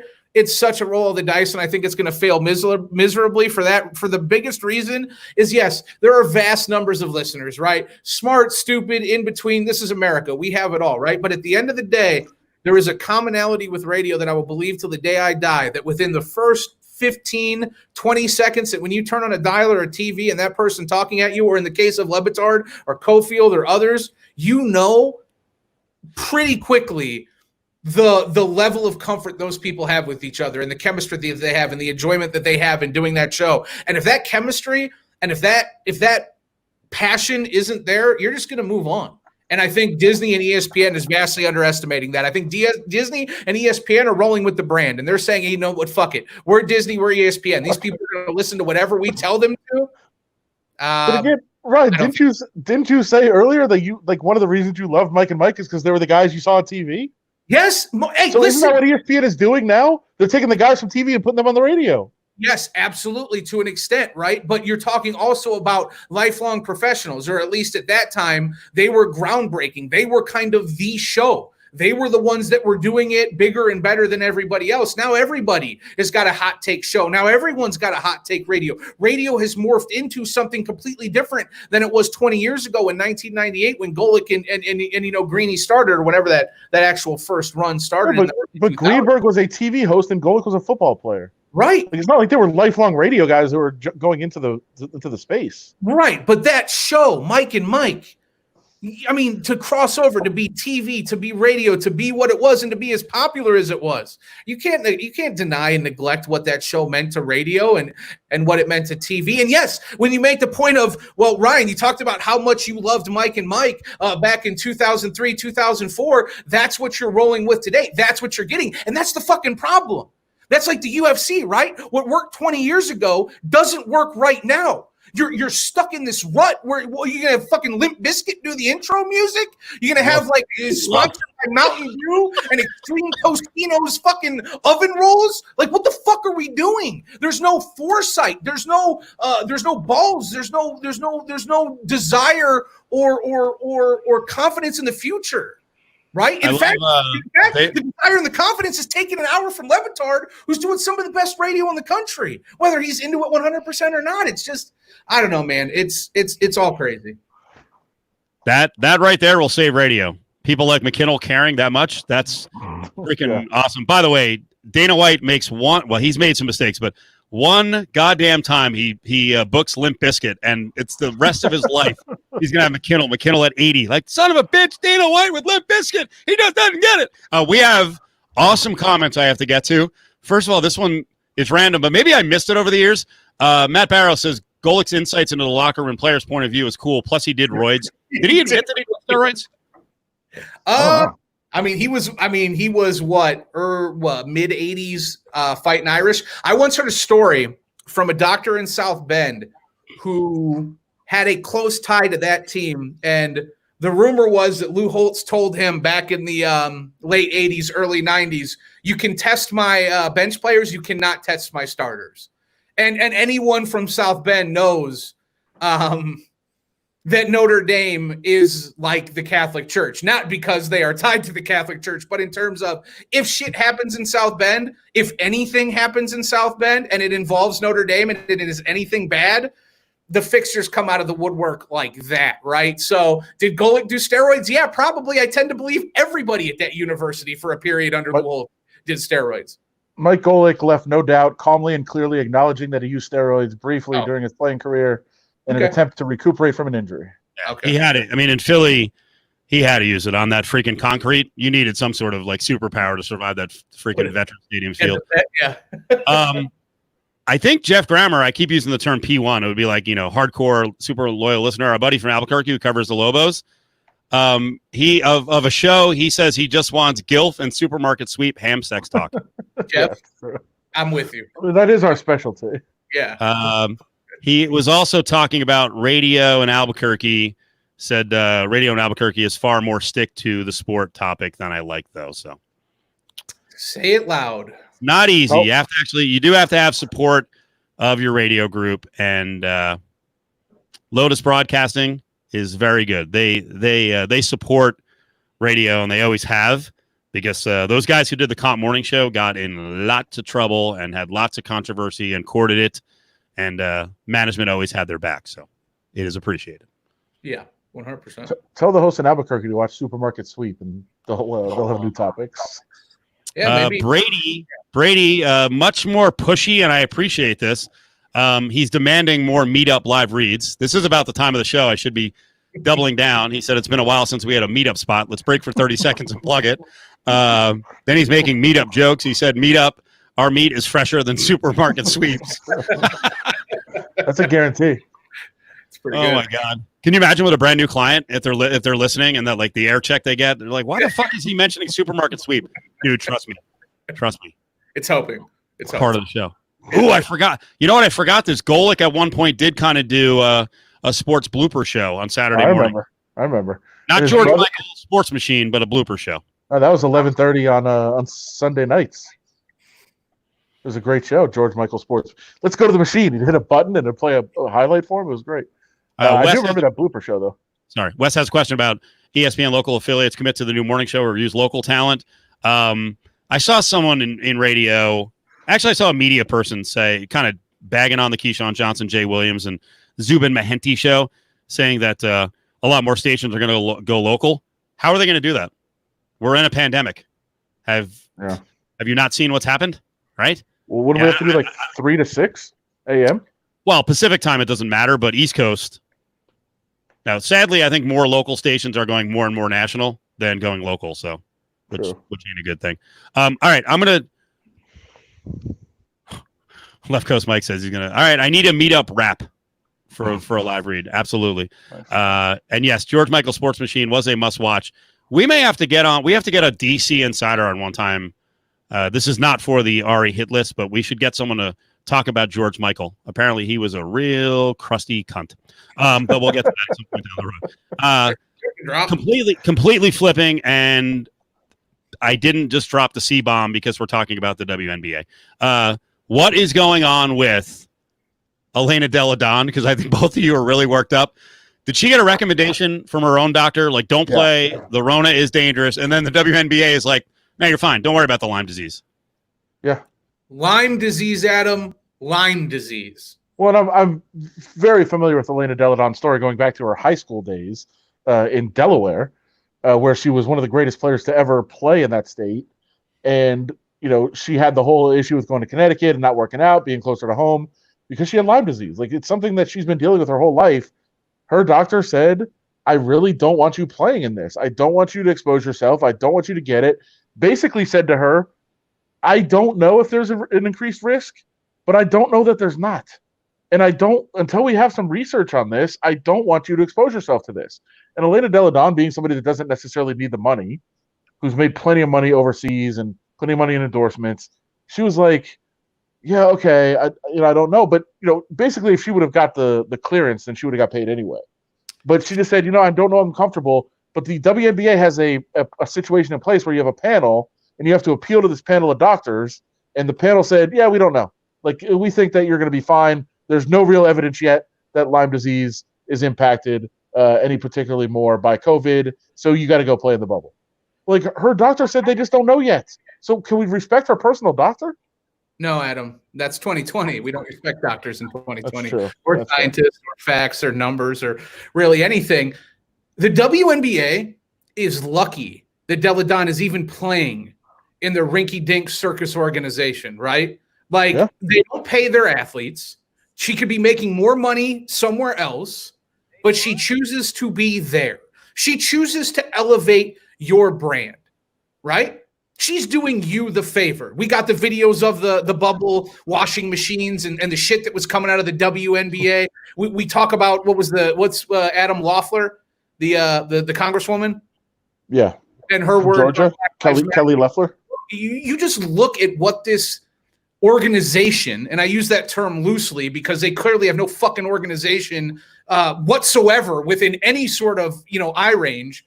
And they're taking and essentially publicly dragging one of their most popular figures and saying in the midst of a pandemic where 140,000 people died here in America and cases are spiking in state to state, we're like, no, we're not really worried about your public health. You need to play. Like, from a PR standpoint, just from a PR standpoint, this is psychotically stupid. I can't understand in any way why the WNBA would come out with this ruling. Make it public and then not do Adam. The fact that we're even talking about it now and these dummies haven't done a complete 180 since right now, since 12:04 on whatever morning, Wednesday morning. The fact that we're still talking about this and this hasn't been remedied. Are you shitting me? It's insane. But again, like, just think of it. Her doctor said we just don't know, and the response is, yeah, we don't have any evidence that this impacts it. Well, yeah, that's what her doctor said. We don't know. So I can't recommend that you can play there if I don't know about what could happen. No, die for the WNBA. Like, first of all, we're talking about this with every organization, right? Like, so we're talking about this with Major League Baseball, we're talking about this with the NHL, we're talking about this with the NBA. All players have their concerns, from Von Miller to Mike Trout to everybody in between. But now we're going to talk about the WNBA. The WNBA, where some of their athletes are like, nah, I'm cool. I don't need to play for your shit organization. I'm going to go fight social justice. Or some of their athletes are like, nah, I don't need to play in the States. I'm going to play overseas where I can make more money. No one gives a shit about you, and you are actively going out of your way to step on your own feet and make bad PR. I don't understand it. I don't understand it. Well, in the end, I think they're making a calculation. It's a shitty calculation, Adam. It is, but I think they're making a calculation, as you're saying, Like, is it worth more for them to have the negative PR now or to have her playing a bunch of games in the bubble? They're trying to force her to play is what they're doing. Right. And I think they're making the calculation that having her in the games is worth more to them than the bad PR on the other side. So here we go. Headline, WNBA, actively trying to kill player. Like, that's the fucking story here. You're trying to get Elena Delle Donne killed. Like, why is 2020 a thing? They're making the calculation that it's not going to be a story once she's actually in there. Right. Because nobody's going to care. It's the WNBA.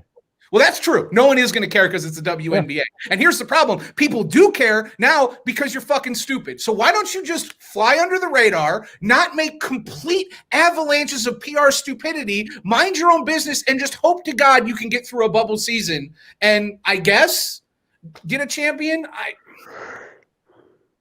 And in the end, this is over money, right? Yep. Yeah. As Juice says, the story is they don't want to pay her the money. So they're ruling her eligible, so we don't have to pay you. If you sit out, you're not getting paid. Right. Yep. This is a good headline. Why does Loeffler just take some of that extra money she made on the stock fraud or whatever the hell that was and just funnel it into Delle Donne and we can all call it a day? Different team. I get it, though. I like it. Yeah.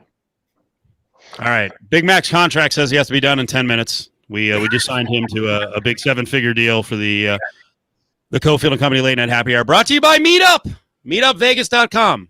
I'm telling you, it's a great site. Packages of meat. I cooked up a second steak. Man, we're not going to get to anything tonight. We got to get Big Mac on later in the week. I'll talk more about my steak attempts. Tonight was better than the medium one I did over the weekend. It was close to medium rare. Use the code Cofield. Use the code Cofield, yeah. You get your choice. We can talk about Jorge Masvidal moving forward, or we can watch a portion of the Lauren Lapkus interview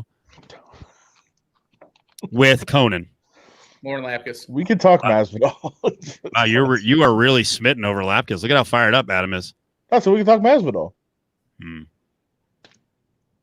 I just want video. I feel like you put in work to clip up this video. You got it all ready to go. I don't want all this hard work to go for naught. I just thought she looked a lot better on the video in the Zoom video than she did in the movie.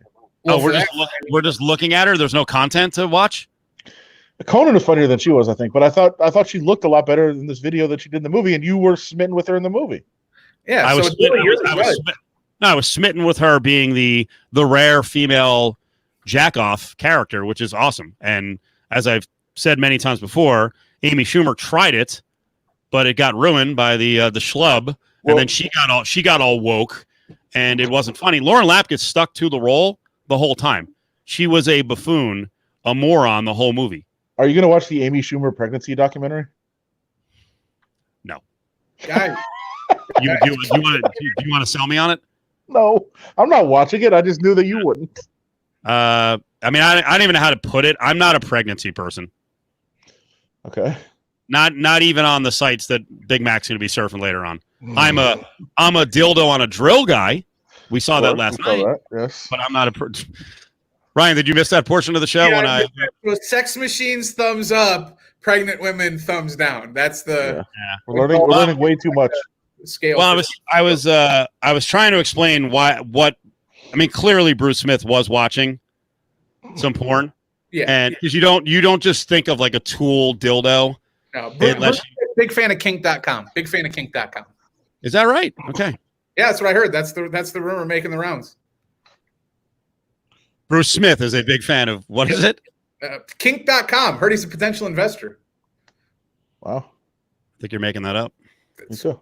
Possibly. Bruce explained it. He said there was a lot of sexual answers during the show, and that was it was in his head.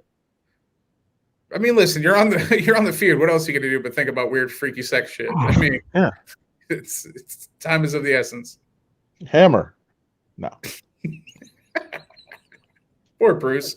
He's been on like the two most famous things he's going to be known for are passing the fuck out and then talking about drill dildos. Like, Stop. Like one of the greatest sack artists in the history of the NFL. I think he's known more for being an alcoholic than anything else. Maybe that answers the other part. Yeah, the only problem with this picture is the dildo needed to be darker. It's the backdrop of the stupid blind. Yeah, I didn't mean it that. I didn't mean it that. I'm talking about picture quality for the video. I need a darker dong here because of the freaking. It matches the colors of the blinds. Oh, who's making these movies? It's clearly Swedish. It looks like Devon Sawa holding a 2-liter of Coca-Cola with a really shitty dildo on top of it. It looks like a bad IKEA commercial. It does, from '94. Yeah. The weird Sven Swedish guy. You don't need a drill for IKEA, so put a dildo on it. I don't think that was tagline. Let's see if the wrong Missy so funny is any good. Hold on. So Conan liked her as much as you did. Conan's great with hot girls. Performances that's going to change everything for you, and I'm really happy. Oh, thank you so much. That's so nice. Yeah, and I think coming from me, we all know the power, Lauren, that I wield in the business. This is huge for me. Yeah. I'm like Spielberg in '87. It's the equivalent, because that's this changes everything. But no, it was so funny, and you were so funny in so many different ways. And I was remembering that the first time I saw you was in a little improv show for kids called Story Pirates. Bad reminiscing. You got to go halfway through. I mean, you didn't get to do it with me, but I got to do it with you. And it was, what the fuck? Huh? Now I've seen all of it, and I feel very informed, and I feel ready to move on. What a ringing endorsement. Universe. Adam, this is terrible so far. I mean, come on, man. So much, and like she definitely looks better than she did in the movie. Podcast is like everybody who's a huge fan of Star Wars, you get like 10 years between each movie, basically. So you're really excited. You're happy that it's like really long. Like there's so much to like figure out and dissect, and like new technology, and we're just watching it all in a span of a few months. So like every week I'm watching another Star Wars movie, or like a series, or like an Ewok movie, which is a spin-off that like is crazy. And could have stopped it a long time ago. Yeah, I feel like we should never talk about movies in Supermarket Sweep ever again on Cofied Company. No, we just need to see the picture. I said she was hotter here than she is in the movie. Supermarket Sweep is fine. I mean, I thought you said the interview was good. You're like easy. No, it was decent. Like the second half is about how she got to yell at Adam Sandler's kids in the movie because those kids were actually hers. And your favorite scene with the chum, they wanted to use like a fake chum and they couldn't get it delivered in time, so they actually had to use real chum in the movie. Oh, that'll smell. Yeah. She said it did not smell good. My point is she said she looked better. I promise I'm going to get to all the comments because they're building up before we get out of here. Yeah, that was not. I mean, I'll have Lauren Lapkus quality pictures. More of them. You'll have to just watch. Petro and I will be on. We're just going to be looking at Lauren Lapkus. We'll see if Petro likes Lauren Lapkus. I feel like he let us down. All right, one more shot. It is tough to do those interviews for those late night hosts, though. By the way, it is brutal. That you could just see how awkward it is. And then Conan's like he's super dry, and with an audience, it's fine. But like she's fake laughing. It's not like nothing's working. He's got his hair looking all stupid on purpose as a distraction. His hair is. I'm glad you picked that out. You saw through the facade, Steve. You're like, no, that's a gimmick. Here we go. So fuck you guys with your suggestion. Now we're going to. So this is episode 4. Let's break down what he does here because he absolutely was going to take a header. This was not planned, but it's pretty smooth, and I gained some respect for the host of Supermarket Sweep. David Ruprecht.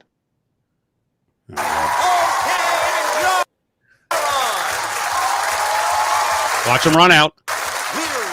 I don't get this part. I don't know why he ran. Watch this. Watch the trip. Ready?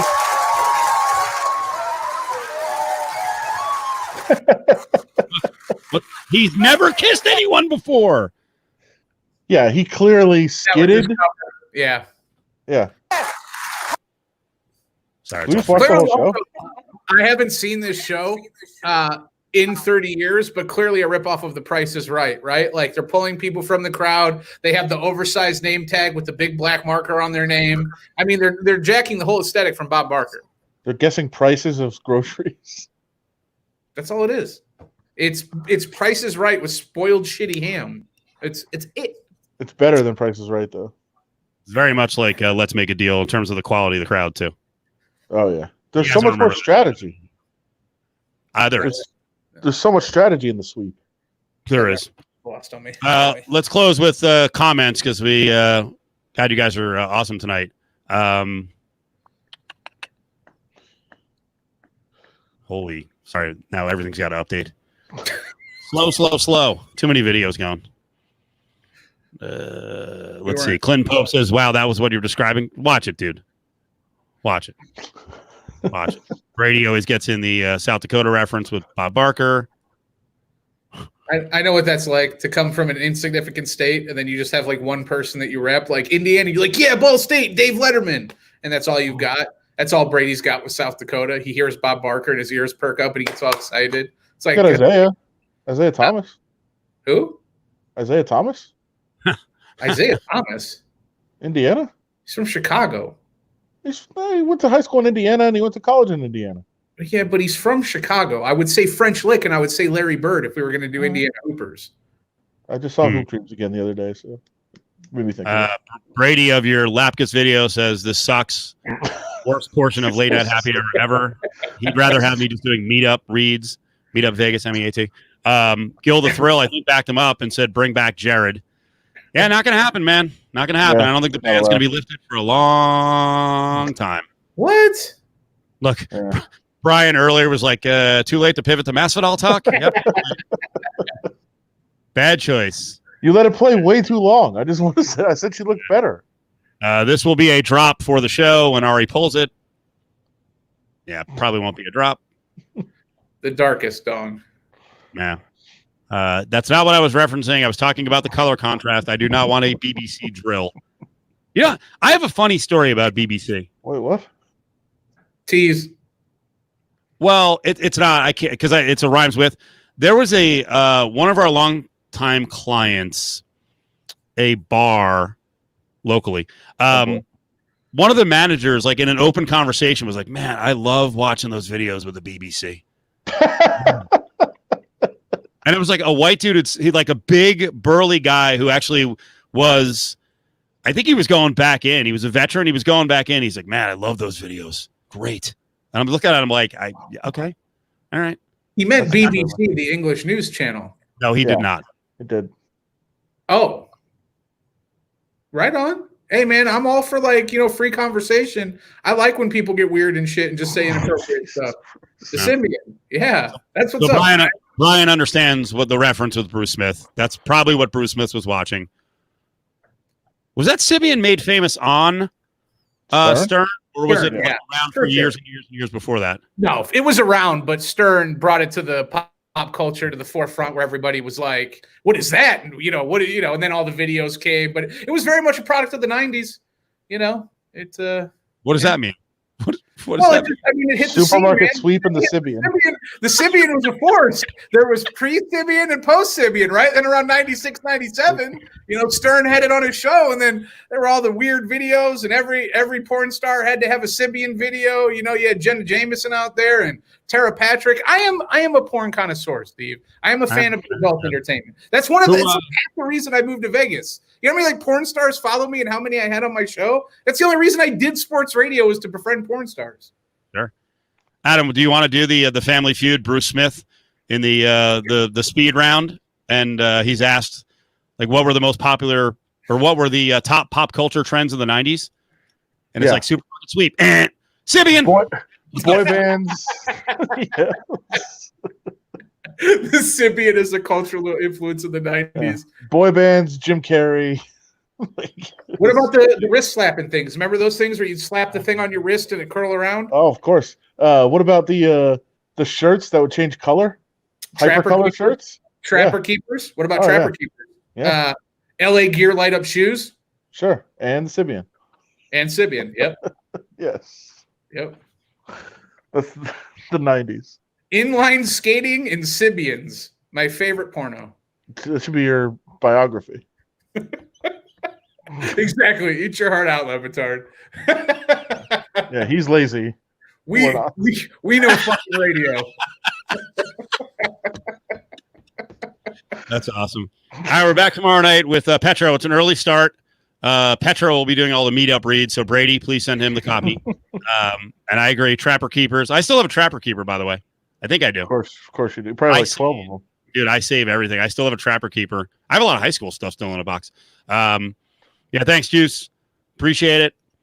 Big Mac is on every Tuesday, and maybe we'll have some other stuff in the works as well. Tomorrow's early, again, for Petro and the KC audience. We do 9 o'clock, 9 o'clock, 9 o'clock. That is our time. Yeah. So 9 o'clock.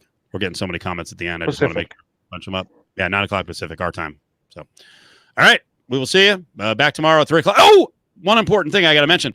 Tomorrow, this radiothon's really cool. It's the Athletes Doing Good. The Athletes Doing Good radiothon and the broadcast. Not yet. Hold on. 7 a.m. it starts. Max Crosby is on, and then we have a ton of Raiders throughout the day. I have a really good feeling about what we're going to get out of like Cleveland Ferrell. You're going to hear him in the middle of the day. I'm just going to be sitting in studio all day doing interviews. It's going to be freaking awesome. I'm going to pop in during Levitard and pop in during the Stan Barrett, Neil Everett show, which apparently they're doing now. But Johnny Abram is going to be on. Mike Mayock. We got Bill Lambier, Asia Wilson. I bet you Asia is going to be freaking dynamite. Who else, Adam? Who else do we name today? Ryan Bader from Fighting, Forrest Griffin from the UFC. I think we had some late ads too. I also heard, like, in addition to the list that we know about that you just read, at any time during the day, we could just get some surprise calls. That's what I was told. Yeah. And that's on ESPN Las Vegas, 1100 and 100.9 FM. Oh, please. Franco, FJ, please. I hope you got the Cowboy pack. Do it. We're in competition with these FM donks. We got to beat them. All right, everybody. Good job, Ryan.